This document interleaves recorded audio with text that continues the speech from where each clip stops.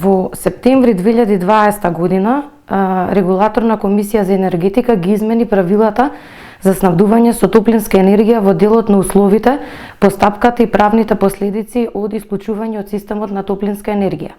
Според овие измени, корисникот на посебен дел од објектот каде распределбата на топлинската енергија се врши, преку еден мерен уред може да побара поединечно исклучување, доколку корисникот сака да се префрли на поединечно грејење, например инвертер, и поединечно времено исклучување доколку објектот не се користи, односно никој не живее во него.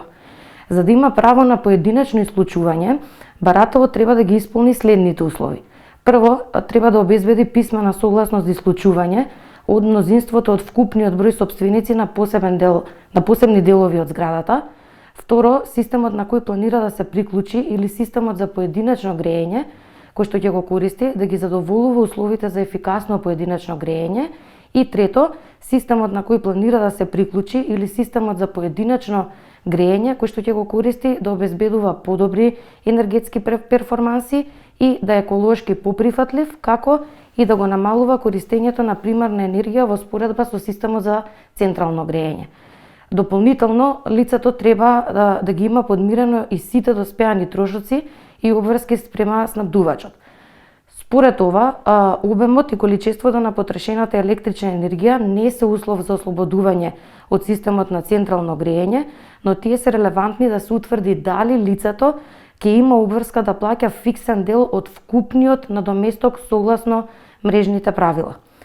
Сите лица кои се исклучени го плаќаат овој надоместок. Од обврската за плаќање се ослободени лицата кои што живеат во станот доколку вкупно потрошената електрична енергија во периодот од 1 октомври до 20 април е поголема од 1500 киловати на час.